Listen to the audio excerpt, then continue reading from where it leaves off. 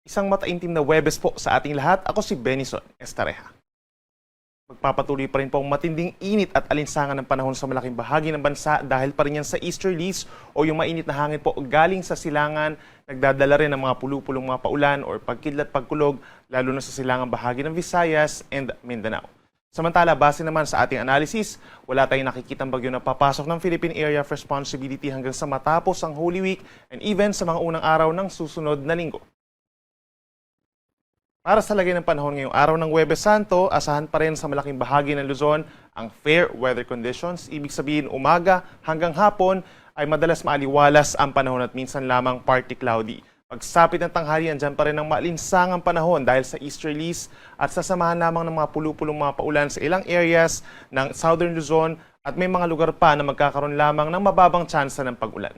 Temperatura natin sa Metro Manila patuloy ang unti-unti pag-init mula 25 hanggang 35 degrees Celsius, gayon din sa may Tuguegarao City, Cagayan, habang sa may Baguio City naman mula 17 to 26 degrees Celsius.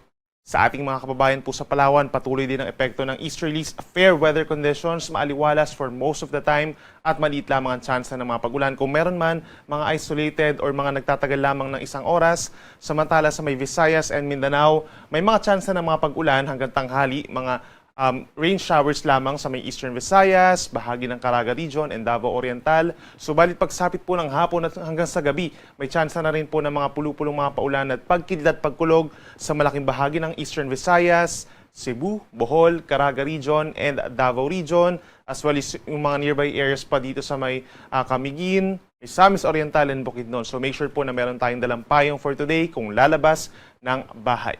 Sa natitirang bahagi ng Visayas at ng Mindanao, asahan din po ang bahagyang maulap hanggang kuminsan maulap na kalangitan lamang at sasamahan pa rin yan ng mga saglitang mga ulan at mga thunderstorms lalo na sa dakong hapon hanggang gabi.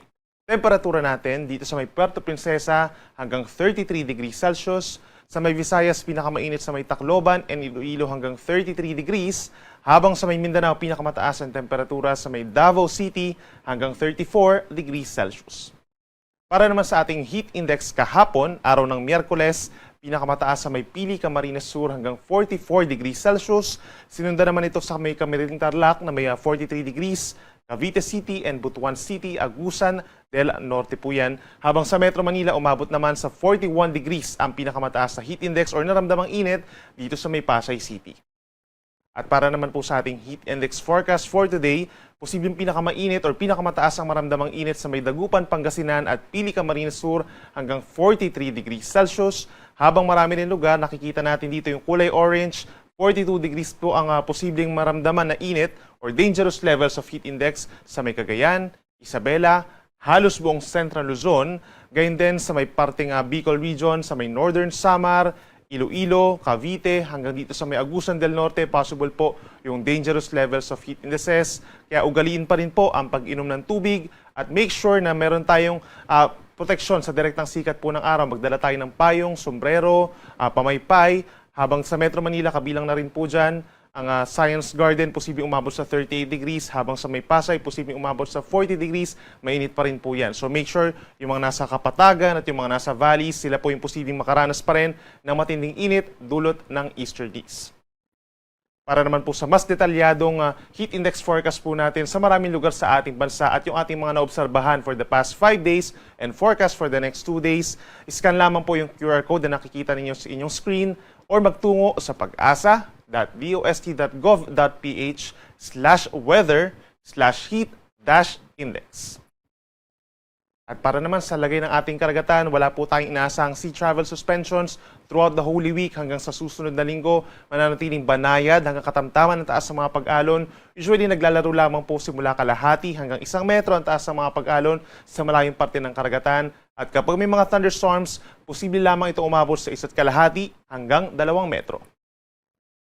At para naman sa ating 4-day weather forecast, mula po Good Friday or bukas hanggang sa Monday ng susunod na linggo, aasahan pa rin po ang epekto ng easterlies o yung hangin po galing sa silangan sa malaking bahagi po ng ating bansa. Andyan pa rin po ang fair weather conditions sa maraming lugar. Ibig sabihin magiging bahagyang maulap at madalas maaliwalas ang panahon at sasamahan din yan ng mainit pa rin at maalinsangan na panahon. May mga lugar na posibleng mas tumaas pa, matindi pa yung maramdamang init pero sasamahan pa rin yan ng mga pulupulong mga paulan, lalo na po sa may eastern portions ng ating bansa, kabilang ng Eastern Visayas, Caraga Region, and Davao Region sa mga susunod na araw. Samantala, simula po sa Sunday, may epekto na ng mga kumpulan ng ulap. Ito yung banggaan po ng hangin from the northern and southern hemispheres, also known as the Intertropical Convergence Zone. Mas magiging madalas yung mga pag-ulan dito sa may Davao Oriental, Davao Occidental, itong South Cotabato and Sarangani, plus some areas pa sa may Bangsamoro Region, Basilan, Sulu, Tawi-Tawi, hanggang sa may Zamboanga City, madalas ang mga magiging pag-ulan. Bagamat hindi naman ito tuloy-tuloy, simula po yan sa Sunday and possibly hanggang sa kalagitnaan po ng susunod na linggo dahil sa ITCZ, so galiin po na magdala ng payong. Ang ating sunrise ay 5:41 a.m. at ang sunset ay 6:10 ng gabi. Yan muna ang latest mula dito sa Weather Forecasting Center ng Pag-asa. Ako muli si Benison Estareha na nagsasabing sa anumang panahon, Pag-asa ang magandang solusyon.